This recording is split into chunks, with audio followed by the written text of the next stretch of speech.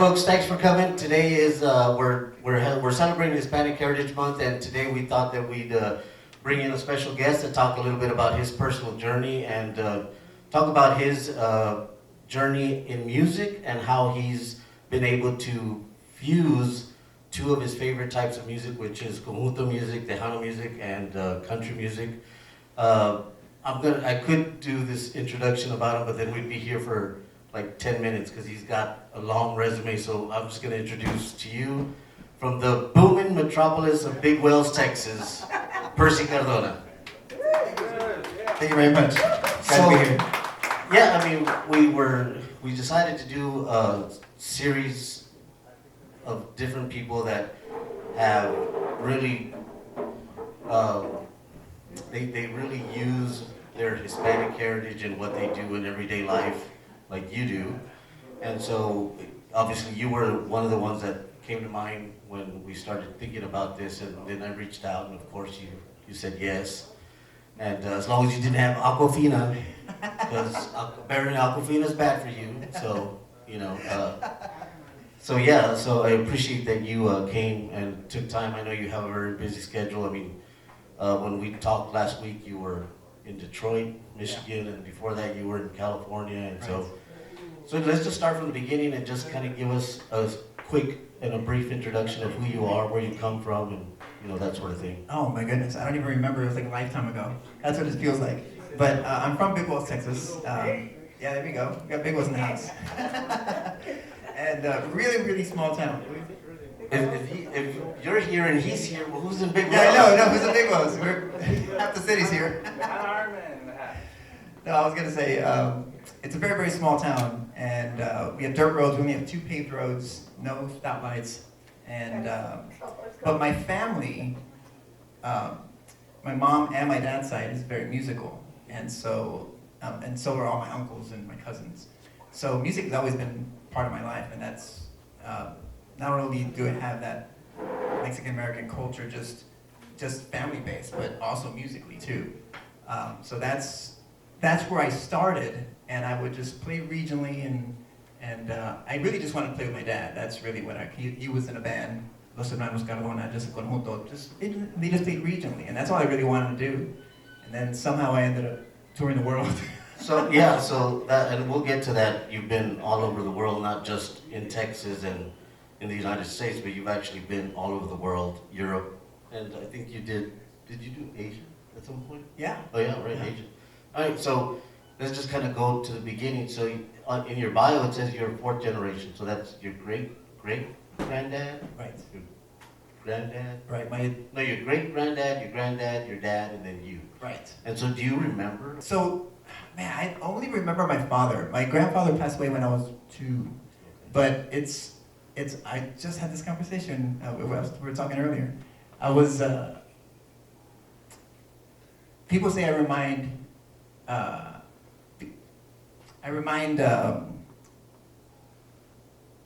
people of my grandfather from my mom's side. He was amazing. He played the fiddle. He played all the instruments. Yeah. His main thing was mariachi, but still he played all types of songs. So speaking of playing different, so you play several instruments. I do, yeah. I play. So what are some of the instruments you play? Oh, I play drums, bass, bajo sexto, piano, and accordion. And you started with keyboards? I started with keyboards, yeah. Yeah. Yeah. And so how did you get to do the other stuff? How did that come to be? I think the whole reason I played keyboards is really my sister had a toy keyboard, just a toy piano. I remember seeing the movie Big with Tom Hanks, and so they had that musical number, and so I remember just messing with my sister's keyboard, like little toy. It's a tiny little toy, and I remember my dad asking me, "Who taught you that?" I said, "No, I heard it, and then I picked it up, and I just started learning it." And so that's when they was like, "Oh, he has an ear for music," and now all of a sudden they were just. So, was your dad did he encourage you to? Yeah, all my family did. They wanted me to play so badly, and so I didn't want to play because I was forced upon. And then when they finally let up, okay, if you don't want to play, you don't have to play. Then I'm gonna play. No, I want to play. Yeah, I was just being rebellious. Yeah. So let's just kind of start also your career-wise. So who was the first professional, what was the first professional gig you had? Oh man, 'Cause I'm assuming before that you were doing just you're right. backyard stuff. Right, right. I was playing with all these local bands, but I think my first big Tejano group that I played with was Ruth. You remember Ruth? Yeah, Toquecito. She had this big hit, Toquecito, and then she had a second album. I can't remember the name of the second album, but I was part of that group, and I toured with her for a year, and that was my big break. And that was my first time, because I was a big fish in a small pond, but me going to San Antonio, and I said, oh, I can just follow. Just tell me the key, and I can follow. Well, everyone can do that. That's not really all that impressive when you get to the big city. I mean, there's a lot of talented people out there. Yeah. So then I thought, wow, I got to step up my game. If I really wanted to make a name for myself, I need to step it up. I can't just do what I did back home. Right. So going back to you performed, some of the Tejano bands that you perform with, can you just kind of rattle them off? Yeah, You don't have to get too much in depth. So Stephanie Montiel is the one I tour with the most. David Matas has called me several times, and I'm just a surrogate for him. He just calls me, I need a bass player. Are you available? Are you can you play accordion? Can you play keyboards? I've done all those three instruments with him. I played with Fama one time. I played with Ram Herrera one time. Grupo Alamo, I'm a touring member with them. I was a touring member for Miguel Hernandez as well. And man, I'm sure there's some missing. But yeah, but I played a lot. Yeah. So when did you start playing? How old were you at that time? When you started playing professionally? I guess 20. I guess I was 20 years old. I mean, I say I've been playing since I was 12, which is true. Yeah. Well, I guess 14 seriously. But as far as playing with big names, it was really when I hit 20. All right, so those were kind of big names, is Yeah. the way I see it. And so then, so talk to us about the Mavericks. Not the Dallas Mavericks, Yeah. as one But the band. of the students was... That happens all the time. I play with the Mavericks and they look at me, you're a basketball player? Yeah, so the Mavericks, talk about how you hooked up with them. Oh, it's not all that impressive. They were looking for an accordionist. Their longtime accordionist had left the band. And so from some mutual friends or mutual network, they ended up finding me. As a matter of fact, Eddie Bettis, the guitarist, he just looked up Squeezebox. He looked up the hashtag, and I was the first one that came up. And I said, oh man, this guy's played with Sting. I'm sure he can cut the gig. And so they just invited me to do a few shows, and then I stuck with them after that. So you started performing with the Mavericks after Sting? After Sting. Oh, okay, I thought it was Sting, Mavericks, or Mavericks, Sting, and then back with the Mavericks. No. So you had explain a little bit about what your role is with the Mavericks and how. And so if you don't know who the Mavericks are, I don't even know how to describe them. Oh, because man. they're not, I mean, I guess some people consider them country because they've had hits in country music, but then they have just this whole Latin fusion of music, and then also jazz, Right. and rock and roll, Cajun. Right. Yeah, this kind of thing. So yeah, it is the melting pot. It's so crazy I keep getting asked that question, what do the Mavericks play? And I can't answer that, but they've been at it for 30 years. They still can't even answer that. It's one of those bands that you just have to see to get. And people get it when they see them. But it's just a big melting pot. And mostly when you mix genres that way, it can get messy, but they really clean it up. I mean, they really have a distinct sound. So, I mean, what do you bring to the table? Because I know you bring this conjunto, tejano, flair. Yeah, well, so my role with them is accordion and vocals. What I like about that band is that they actually have accordion parts. Because normally when I get with a band that's not in Tejano, I kind of have to come up with something. I'll play maybe a sax part, or maybe there's a harmonica here. Accordion kind of sounds like harmonica, I can play that. But they have actual accordion parts. And so, and they really give me free reign too. I mean, I play the parts that are there, but I'll, anytime there's a solo or something, or if they put the spotlight on me, they'll just let me go. And I just I just play what I feel. What I really like to do is when I'm playing a solo with them, is I just try to turn my mind off and just really just all the history that I've acquired and all this training that I've had. I just kind of just let it flow out, because that's really when you play the best, when you just don't think, you just play and you just react. And I didn't even know what I play after that. Can you give me a recording of that? I asked for a recording. So that's a question that I had. So when you're up there, especially you talked about it earlier, when you're playing with a band that their original music doesn't really include accordion, like Sting, right? And then they say, okay, go. So what? I mean, it's improvisation, right? Right, right. At that point. I think the reason it's worked really well for me is because back in Big Wells, when I was playing regionally, it was a lot of original music. I didn't play a lot of covers. I was with bands that were trying to make it, and they were trying to write original stuff. So I've always been in that mind frame of trying to create. And a lot of musicians, whenever they're copying their favorite artists and they play them note for note, I mean, it's impressive, but it's not cerebral, because you're just kind of copying what someone else has done. I've never really had that, so I don't know that side. I just know the creative side. So anytime I get asked to play with a band with no accordion parts, and we'll just come up with something. It just kind of comes natural to me. And I wish I had like a better answer to say, do X, Y, and Z, and you got it.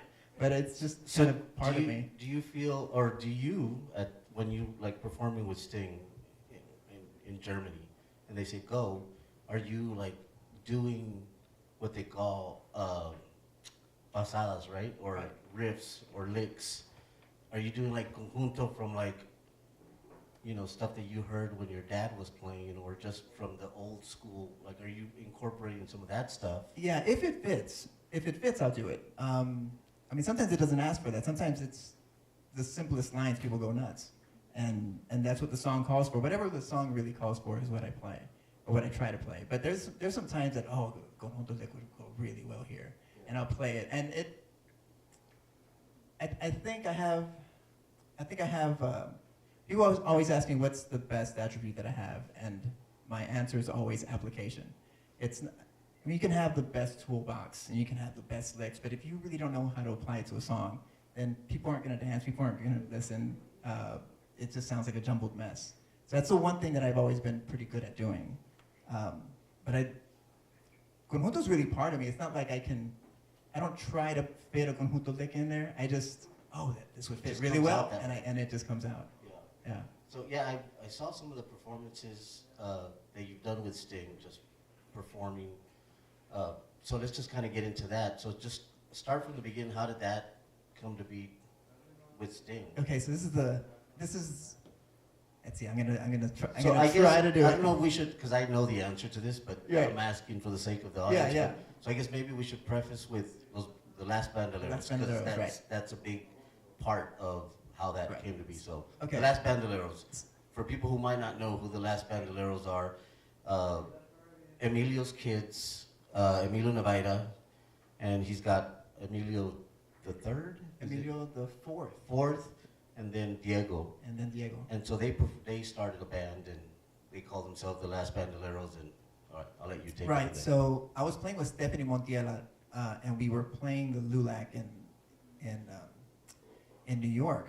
And so they were looking for an accordion player for this new sound, for the Las Bandoleros. They were just the Bandoleros at the time. And so I ended up just playing with them just because I was in the vicinity.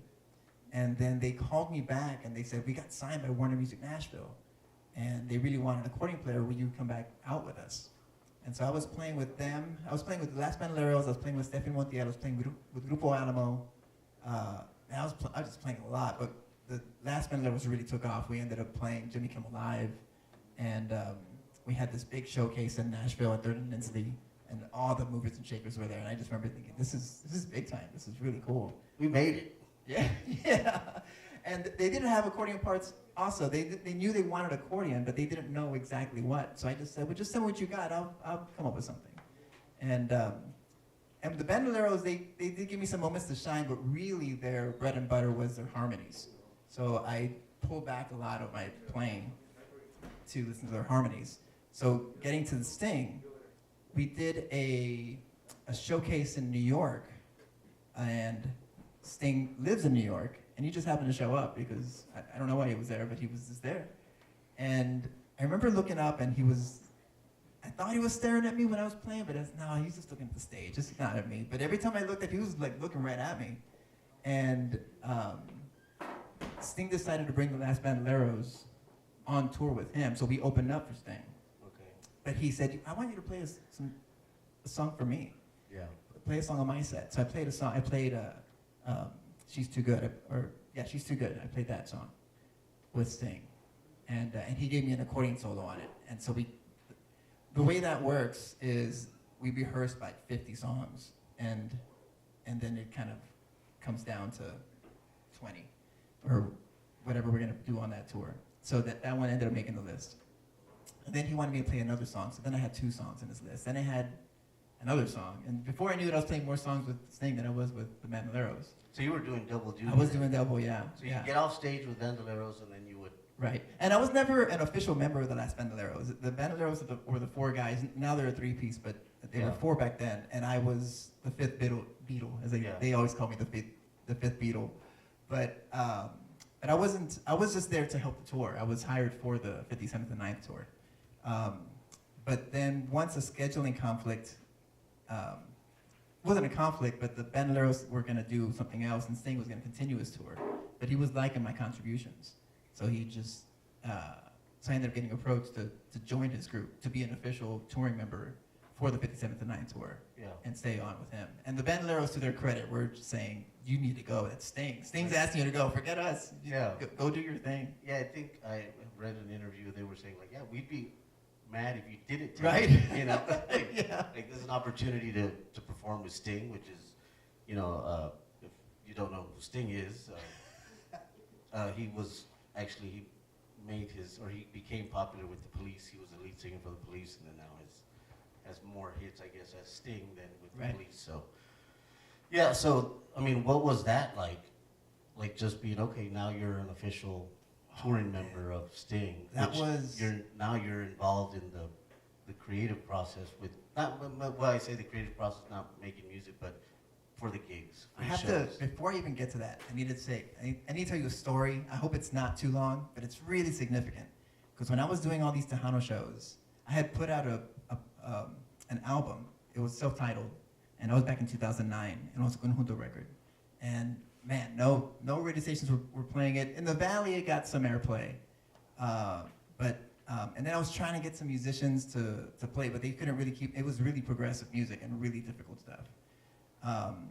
And so I got really discouraged by all that. And then the Tejano gigs weren't paying as much, and it wasn't as much. And I just remember thinking I was a really good student in school. I could have been a doctor or a lawyer or a dentist or something, and I chose music, and now I'm broke. And so I just remember thinking I think I'm done with music, and I actually gave up music for a year, and I ended up just doing. I worked at a gym in San Antonio, and I got promoted to manager, and I was doing all that, and I had health insurance, which was, oh my goodness, I have health insurance, this is great. And I was making so much money that I wasn't even checking when my bank account, I just knew it was going up. But I was really unhappy. I was really, I don't want to say depressed because that's really aggressive, but borderline depressed. And I knew what it was. I missed music so much. And I thought, I'm gonna play music again, but I'm not gonna try to make it. I'm just gonna play music because I enjoy it. That's all I'm gonna do. Right. And so I ended up playing music again, and what ended up happening was that I became a much better entertainer and performer because people could see how much fun I was having. And I was, like, all this pressure was gone, and I was completely carefree. So that's where all these opportunities came. People saw me, and they saw what I could do, and then they wanted me to.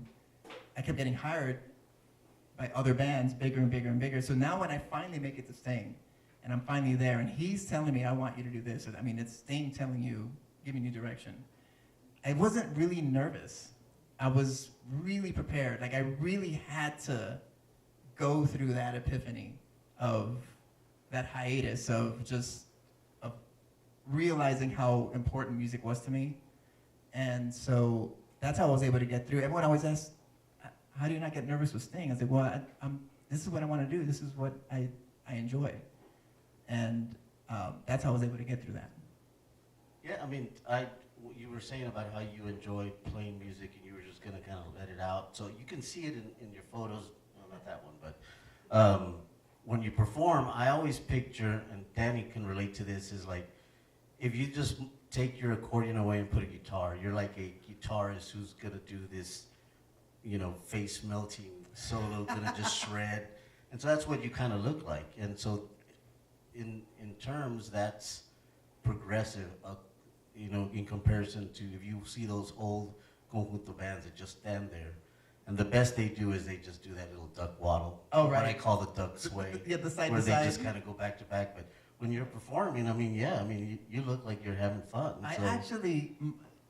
So good catch by you. I actually model my playing from electric guitar players. Really? Yes, the showmanship that they show, and that's the way I play accordion. But it goes far beyond just the way it looks. Even the way I play it. I don't really know a lot of accordion standards. People always ask me, "Oh, play La Rama Mezquite or something," and I don't really know that well. There's kids that can play that song way better than I can. Yeah. But it's because I've never really been trying to play what's already been done. I've always been trying to do something new. And just because I play accordion doesn't mean that I need to play a particular way. I can just, music is music, or Right. good music is good music. And so that's my approach, is just to play like I have an electric guitar strapped to me, Yeah. which it's a squeeze box. Yeah. But it's the same approach. So how many accordions do you have?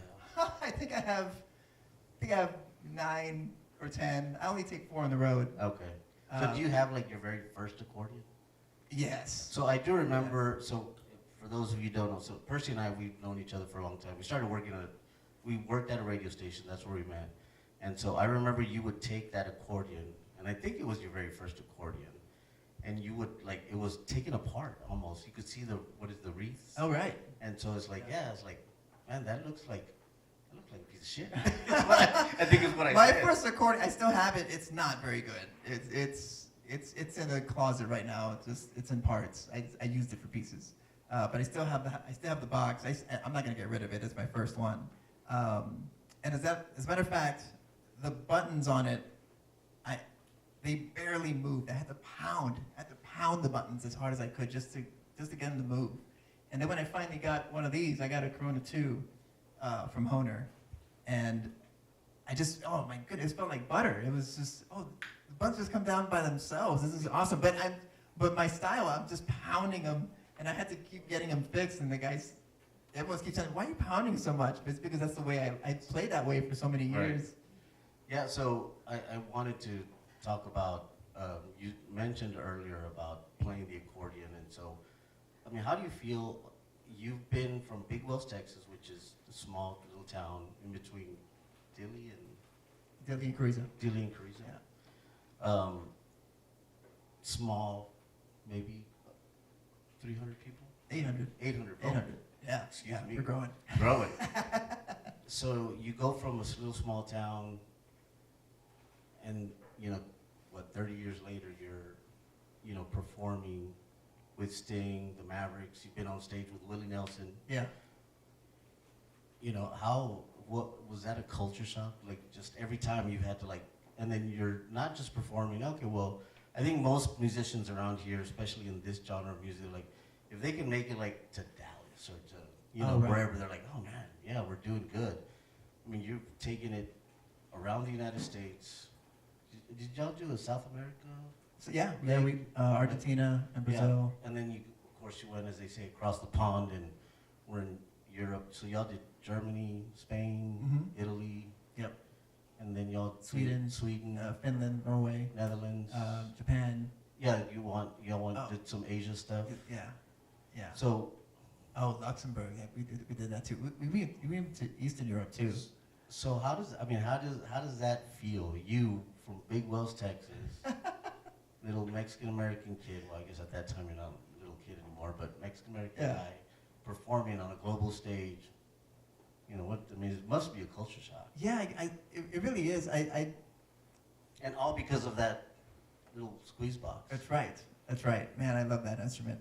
I've told this story a few times, but I played drums with a rock group, and yeah, he's over there. Daniel. People always take this the wrong way, but we ended up going to see Metallica. It was my very first concert. It was Metallica in Dallas, and so the guitar player, we went as a band, and the guitar player said, "Look at all these people," and I was looking. It was Texas Stadium. It was completely full, and they said, "If you want to play to see people like this, you need to stop playing accordion. Just stick with the drums." And this is where it's at. Yeah, Tejano's not going to go anywhere. You look at all this. You could have all this. But I just wanted to play box. I wanted to play accordion. That's just... So that actually brings another question. So it's Tejano music, right? I mean, I think a lot of people, or you frequently get Tejano music's dead. You know, I think in the form that we saw it in the 80s, 90s, that's dead. Right. But just like any other genre, rock and roll, rap, country, it evolves, right? So it's what it is now. Which, do you feel that trying to make it in the Tejano music industry, conjunto, whatever it is a lot harder than trying to do like the country stuff? Because you have just a wider audience. Right. You know, as opposed to Tejano conjunto is a very regional, you know, genre of music. So you have less people to try and get, right. You know, to buy your records, go to your shows, that sort of thing. Yeah, I've tried my best to not think of it that way. I mean, you definitely get more bang for your buck in country. I mean, the audience is so vast compared to Tejano. But I'm not giving up Tejano or conjunto. I do love that genre, and I do plan to record more of those albums. But it kind of stems back from, it's just how I want to express myself, and I just love that. And that's really most of my young career was Tejano. I really have a lot good to say about the Tejano world, the conjunto world, because of where I'm at. It's because of that genre. So speaking of that, so what is your take on like these bands that have become widely popular with YouTube, TikTok, Grupo Frontera for one? Yeah. So what's your take? Is it sustainable? Is it a flash in I'm the not pan, sure. or I'm not sure. It's because for sure the model has changed.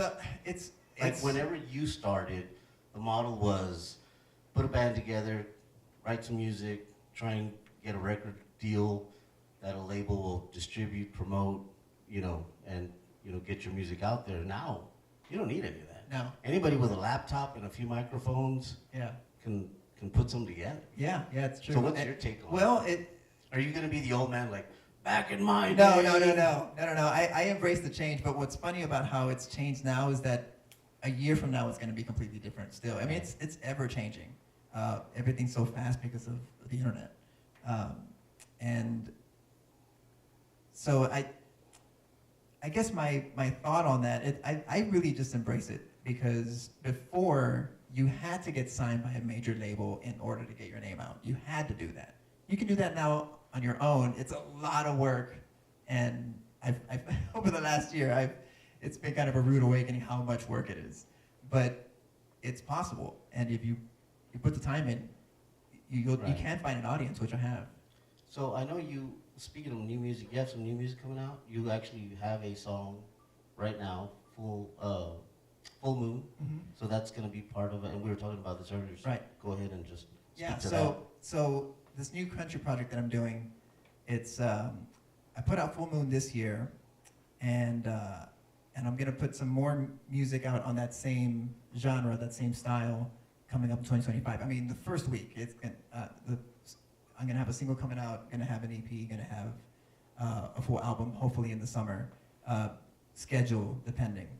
And that, people always ask me if I'm leaving conjunto, or if I'm leaving that behind, or if I'm just going to be full country. But I'm like I said, conjunto and Tejano is kind of part of me already. I don't really have to try to add it; it just kind of comes out naturally. So anytime I've showed people Full Moon, they say, "Oh, it's a little bit of Spanish," even if they don't know anything about Tejano. They're like, "This is kind of a Spanish vibe there." Well, I think just because they hear the accordion. They hear the accordion too, but also there's a bajo sexto in it. Yeah. There's percussion in the background, and that's how I like. I'm self-producing as well. Right. So and that's just what I hear. I hear that it can work. I think what a lot of young musicians do, which is a mistake, is, in my opinion, is when they try to blend genres, they try to go 50-50. They try to, oh, this is half Tejano, half Conjunto, or half, whatever genres you want to put, but that never works. It just sounds like a poor man's version of either Whatever it genre. was. You really have to lean one way. So my country stuff really sounds country. You can play that at a honky-tonk and it sounds country, but there's a percentage there. Right. Of, not a huge percentage, but it's noticeable of Conjunto. And so that's how I've been approaching it. And that's really what's worked for just it being a cohesive, I guess, project. Right. And well, I know that you, I think it was in an interview that I heard that you talked about, so country music is, I guess, your second best, or your second favorite Right. type of music. So that's why Right. you incorporated. well, I actually, as much as I love Conjunto music, I equally loved country, but I never saw any accordion players play country, so I just didn't think that I could do that. Right. So I just did Conjunto because that was everyone does Conjunto where I'm from, and okay, well this is my path. But I always loved country, and I always wanted to do country, and I always stayed in the back of my head. And then once I finally got enough clout and enough of a network to really self-fund and self-produce this new country thing, I thought I want to do it. I really think I have something here. I think it'll be good. Because your first album, so how many albums do you have recorded, or recordings? I don't know that you can even count albums anymore. But. Right. Well, I've been involved in a lot of recordings, but really I only have one album, which is the debut album, which is yours. Straight Conjunto. Yeah. Yeah. And so you didn't incorporate any of the. Any country? Yeah, or any, just mix. No, I did. I incorporated a lot of progressive metal, like Dream Theater and some Metallica. So if you listen to the drums on the Conjunto record, I mean, there's double bass pedal going on and stuff. Yeah. But what I remember showing that to my mom. Yeah, I have this new style, and she says, I can't dance to that. People go to bailes to dance. It's called a baile. Right? Yeah. It'd be like the Selena movie. We want to dance. Yeah. So I made it mainly Conjunto, but now it's just a touch of rock. Okay. And that's what makes it danceable. And what's crazy about that album is that I put the record out, and I said earlier it didn't really make any waves at all, or not to my liking anyway. And so I was really disappointed. What year was that? 2009. Okay. But that album keeps coming back. It found a cult following somehow through all this time. And I was already contributing to other groups, but that album still keeps, when are you gonna make another album? That first album was great, when are you gonna make another album? And so... Well, I think what happens is, which is what happens with some other music artists, that they get ahead of their time. Yeah. Because really, if you listen to that album, you listen to a lot of the stuff that's out there now, they are incorporating a lot of different genres, whether it be rock or country and whatever. Right. And now it's cool, but you were like, hey man, when I did it, it was too forward thinking. Yeah, I think is what it was. I've heard that many a times, and I suppose I concur. I mean, of course I would say that, right? but honestly, the fact that that album has found a cult following, really, I guess that's what. Yeah, no. So I guess that's what happens. It's Right. like, it was just too soon for its time. Right. It came out too soon for its time, and everybody else had to catch up to it. Right. As far as what you do, and it happens a lot, like in movies and all different types of art. Right.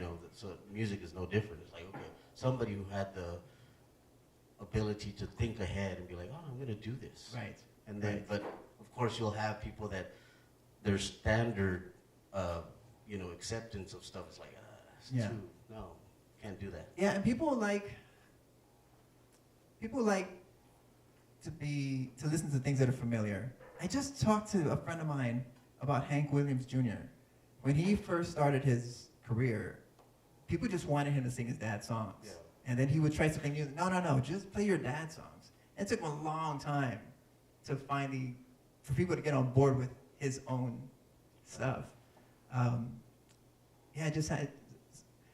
guess that's how that album really has found that cult following. Just it's finally caught up. So this new album they have coming out, or new recordings, so that's going to be is it specifically just country? It's mainly country. It's mainly country. I'm going to do a wapango style. I don't want to talk too much about it, but it's like a wapango, but it's also kind of it's like between a wapango and a waltz. But it's and it's in Spanish too. But most of it's going to be country. So most of it is English. Yeah, most of it is English. Yeah. Okay. All right.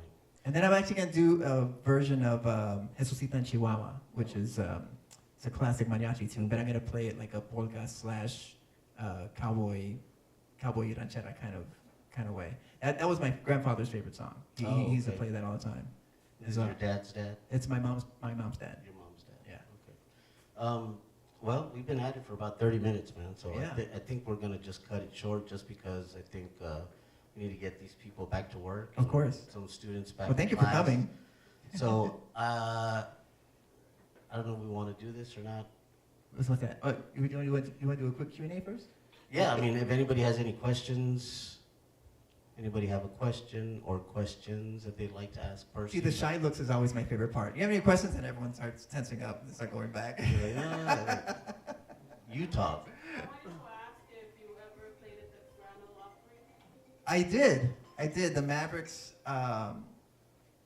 played the Grand Ole Opry, and they have that cutout that used to be part of the original Ryman, and I refused to step in there. As I'm not stepping in there until, if I get invited back for my country stuff, I will step in the circle. But right now, I was contributing to the Mavericks, so I know a lot about that history. I used to watch CNN a lot with my mom back in the day. The Nashville Network, man, I missed that. When they played actual videos. Yes. But yeah, I have played there. It was a great experience. Thank you. That's a great question. Any other questions? What's the location that you performed that sticks out to you? My favorite thing about locations is it all depends on the crowd. The crowd has to be fire, right? And so in the States, the craziest crowd by far is Missouri. If you play anywhere in Missouri, they are loud and rowdy. And that was with the Mavericks? That was with the Mavericks, Sting, and Bandoleros. Oh, okay. Yeah, I played there several times, and Missouri's always crazy. A close second would be Minnesota. The Norwegian population, they love accordion. Oh, okay. And they yell accordion solo every song, accordion solo. So they're a close second. And then, but in the world, the loudest fans was Macedonia. I played there, and my ears, I had in-ears, and they were so loud that was with Sting, and it was a big arena, and those are the Missouri and Macedonia. Those are like the loudest fans, and I think the places are cool, and some of the sites are cool, but really it's the fans that are fire. Those are the places that I like to go. That's a good question. Thanks, sir.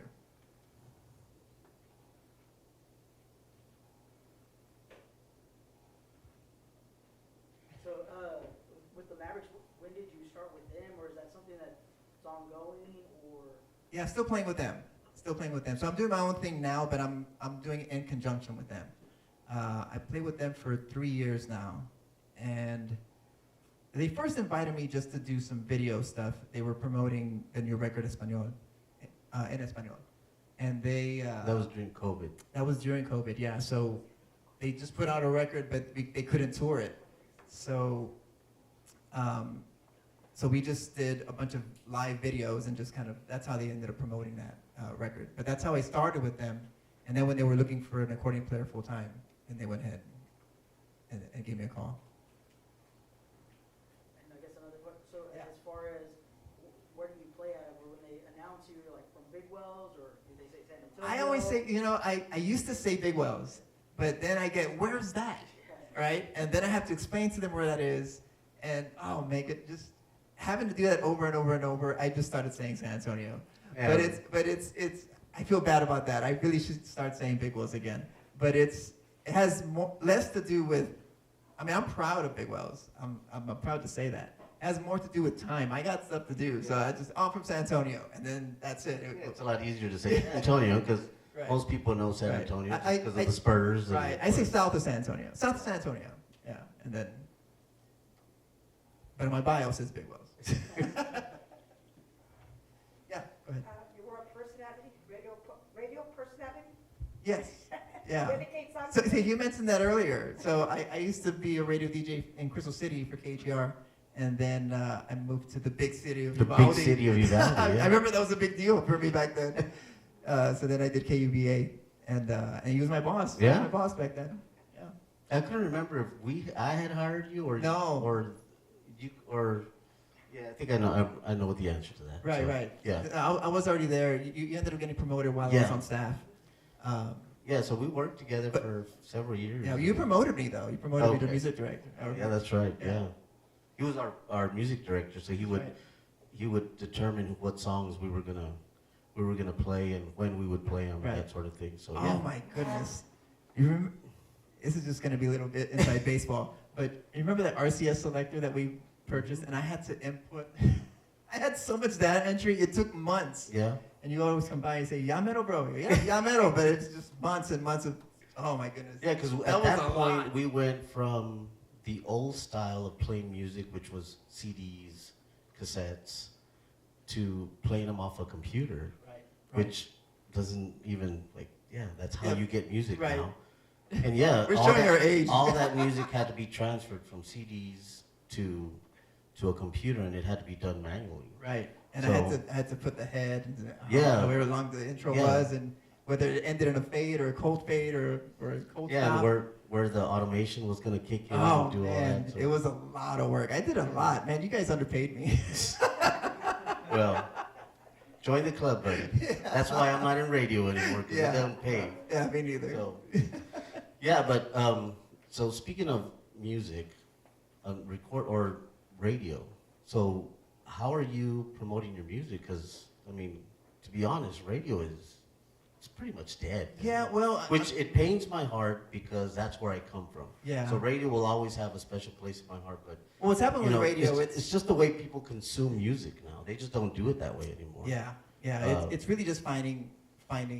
People find new music on playlists. That's how I find new music. I'll put a playlist on and I'll just put a shuffle, and then it'll start just shuffling different artists. And most of them you skip, but some of them you find. And Stick Figure, he's a reggae artist, and so he's one of my favorites now. And I just found him just through a shuffle.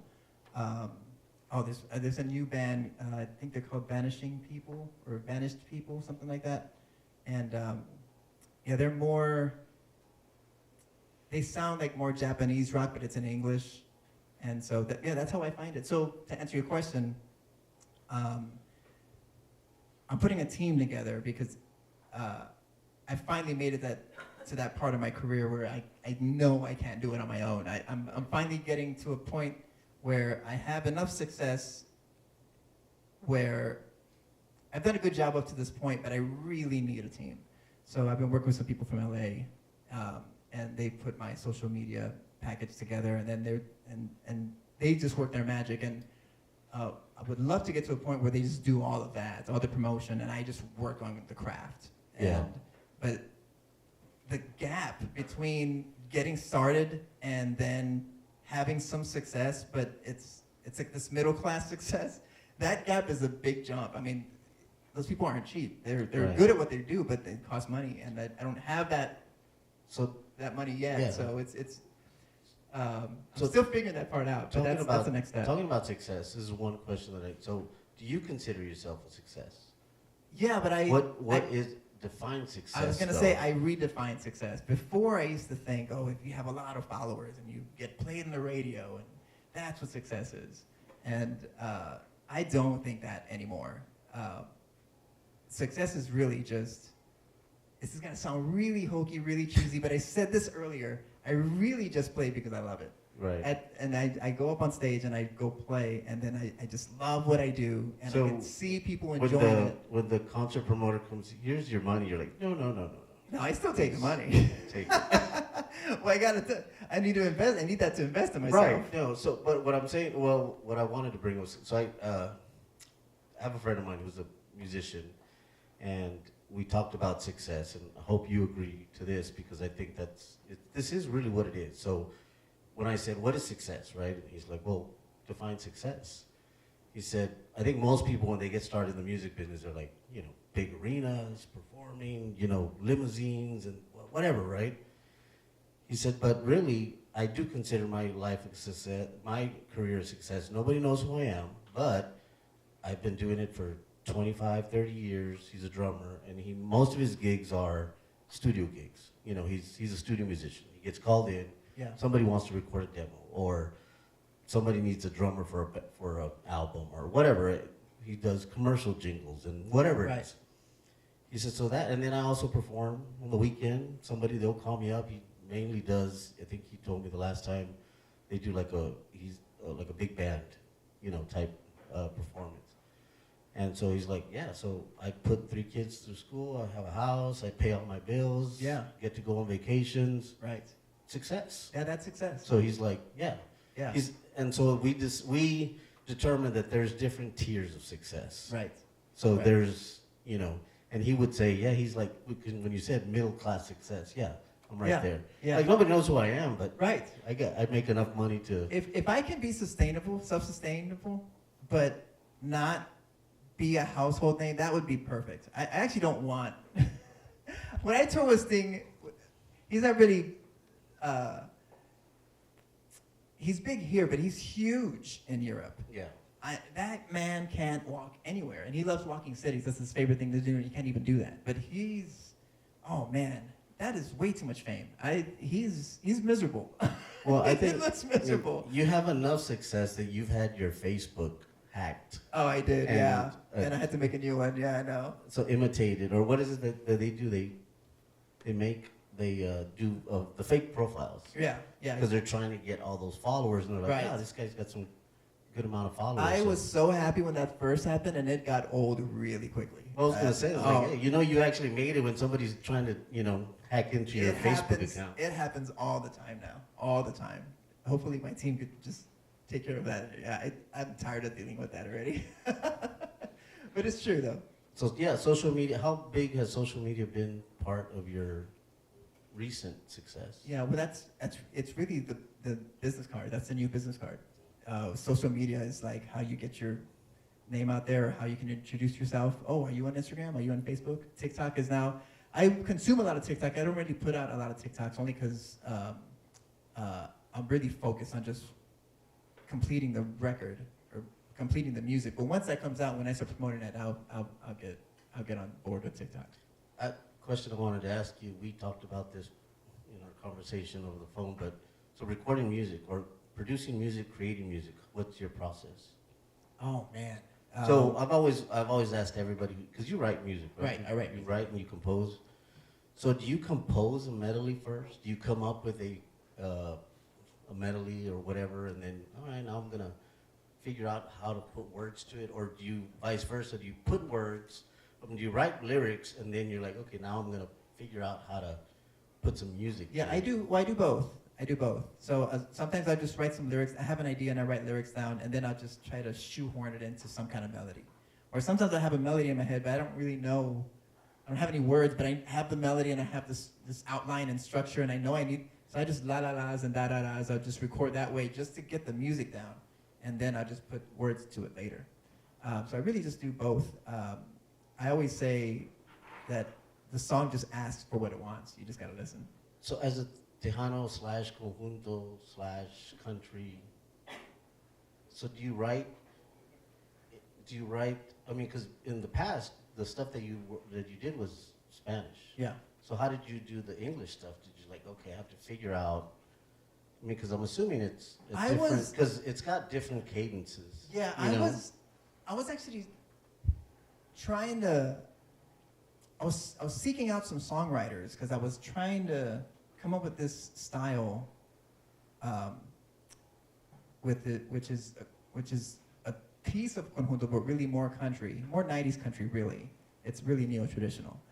but I really couldn't find any songwriters to find what I was trying to say or what I was looking for would match with me.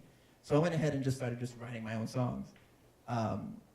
The first song that I wrote, it's called Second Place. That's going to be out in, that'll be the first single out next year. And that song took me 7 months to finish. And I was just piecing it together, and it took forever. But then once I had that song, and once I had the structure and it was produced and I liked it, so oh, this is my sound. As soon as I had my sound, now that I could see myself and identify myself, I could, all of a sudden the songs were just coming out. I actually didn't record in the studio a lot. Because I kept writing. I have like over 20 songs. Is it because you're a perfectionist?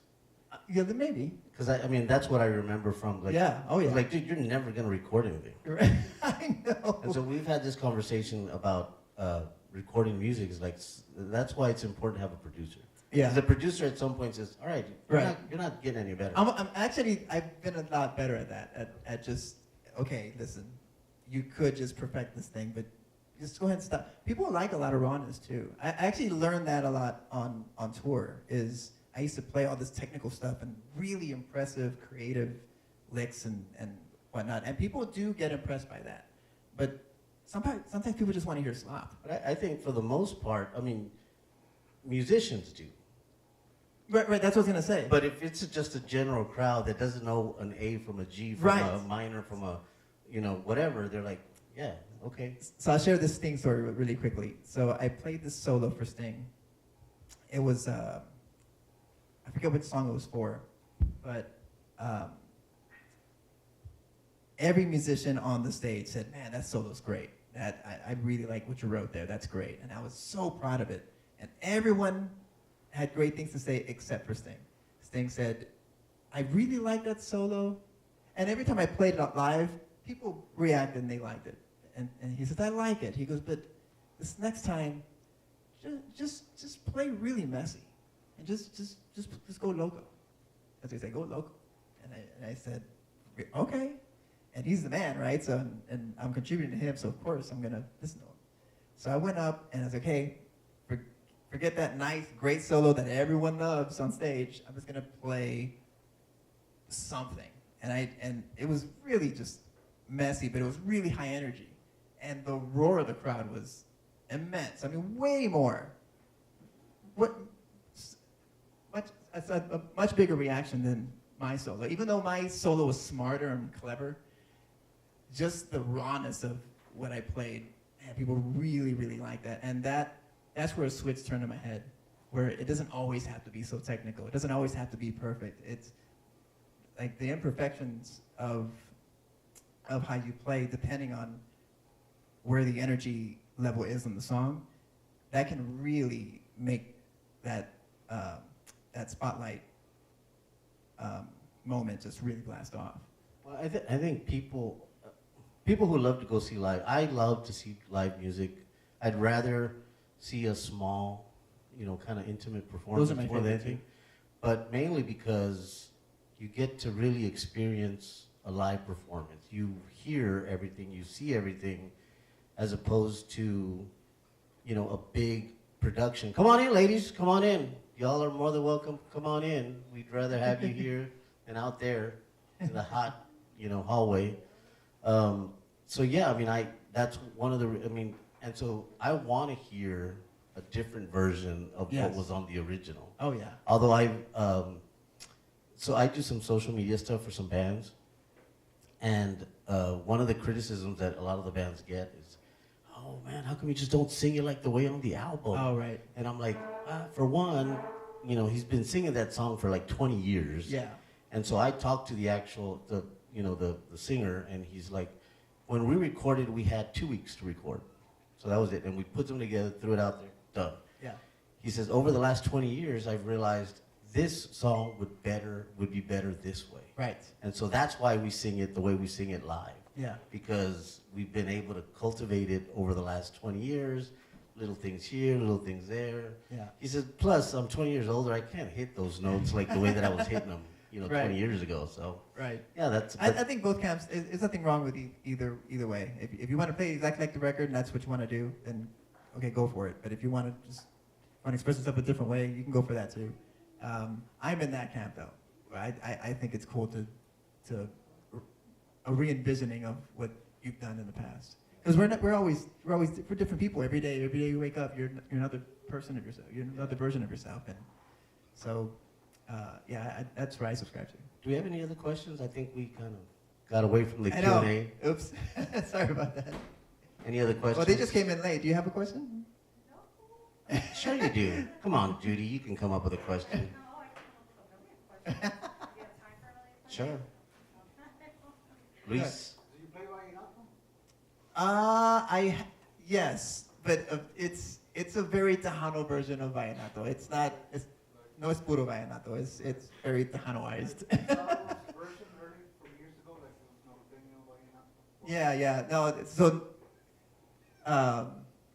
I'm sure you know this, but every time I try to tell people about Tejano, and they bring up norteño a lot, and I say, well, it really is two different genres. I know it's the same instrumentation, and I try to explain to them what the difference is, and you really just have to hear it, or I guess you have to be part of the culture to really Well, I understand. think the biggest difference, so I think the way I see it is conjunto music is a very Texas style, right? Right. And so norteño is the Mexican version of conjunto. Like Yeah. I'm talking about old norteño, which is bajo sexto accordion, because they both have it. So if you don't know, I'm a huge historian, right? I consider myself a historian. So conjunto music is heavily influenced by the German culture that migrated from Germany in the 1860s to Mexico, and they brought the accordion. Right. And so then Mexican people picked up the accordion, and they were already using guitars and whatnot, and so that became kind of norteño music. And then as people moved up north into Texas, well then they brought the accordion with them, Right. and they added the bajo sexto, and then so it was just accordion, bajo sexto, and then they started adding a bass to it, which Yeah. and Tony, so Tony de la Rosa was the first to do that, to add bass and drums Yeah. to conjunto. because it used to just be the bajo sexto and accordion, and Yeah, that's it. and that was it. And because the bajo sexto would act as a bass and a guitar. So anyway, so that's how I see it, like conjunto music, and then so Tejano is like a branch off conjunto music, and norteño music is just kind of the Mexican version of conjunto, because it's really you look at it at face value, it's the exact same thing. It's a bajo sexto accordion. It sounds but they just have different. Right. It's the lyrics. It's Yeah. Yeah, how you play the instruments Yeah. makes a big difference, and unless you have the nuance, or unless you Well, and then if you go back to so Paulino Bernal, right? Right. Conjunto Bernal is a huge conjunto. They were one of the staples of conjunto music back in the '60s. So Paulino Bernal, was the person that introduced conjunto music to Ramon Ayala, which is real big, norteño. And so if you listen to early stuff from Los Relámpagos, which Ramon Ayala was part of, you see, there's that, he taught him a few licks, he taught him some of the conjunto stuff, and they're like, Ramon Ayala being an innovator, like, I'm just gonna take this old norteño music and kind of make it a little more progressive, Right. which is what he did. So, yeah, and you said Tex-Mex earlier. I think that's the word. yeah, Tex-Mex. It's Tex-Mex. It's really. I mean, Tejano. I think it's known for the horns and the keyboards, like Chicano music or whatever. But really, Tex-Mex is all of it. It's conjunto. It's Tejano. It's that whole flavor. Yeah, I would say more to Tejano more. Yeah, you can debate it because it all depends on when you grew up. Right. Really, those people that they think like the horn sections and like your Little Joes and Sonny Osuna, they're like, that's Tejano. Like, Right. Not really. Then some people are like, they grew up in the '90s and whatever, heard Emilio, Selena Mas, like that's Tejano. Yeah. And then you have people that grew up listening to music in the early 2000s.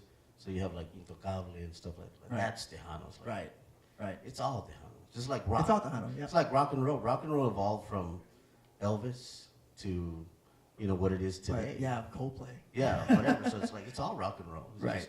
It's evolved. Right. Just it happens in music and art. Yeah, and Art I'm really and art. proud to be part of that. Just part of that culture and upbringing. I mean, it's second nature to us because we lived here. But whenever I travel elsewhere, and I always get this question too, what made you decide to play accordion? As if accordion isn't all over the place here where we live. I mean, it's awesome, and it's just, Well, I think, like in pop culture, right, you would see, like in movies or shows or whatever, the accordion. So you think of like Steve Urkel, right? When he would bring out his accordion, it's like, oh, he's a nerd. Weird Al Yankovic, who used to use an accordion, is like, yeah, well, but it's a total, like in Texas, especially Southwest Texas, it's totally different. It's like, it's almost like, yeah. When I say I play accordion, that's what they imagine. They imagine me with this big, huge piano accordion and just playing all these like really fast German polka style kind of things. And then they see me live, like, whoa, isn't that exactly different? Not what I thought at all. Yeah. Yeah, man, it's a pretty cool journey that you have, and I guess we're just gonna wrap it up. Yeah, let's we've do been it. going at it for about an hour now, so Yeah. Well, thank you very much for coming. Thanks yeah, everyone. I That's appreciate everybody. awesome. So, ladies and gentlemen, give it up, Percy Cardona. Thank you so much.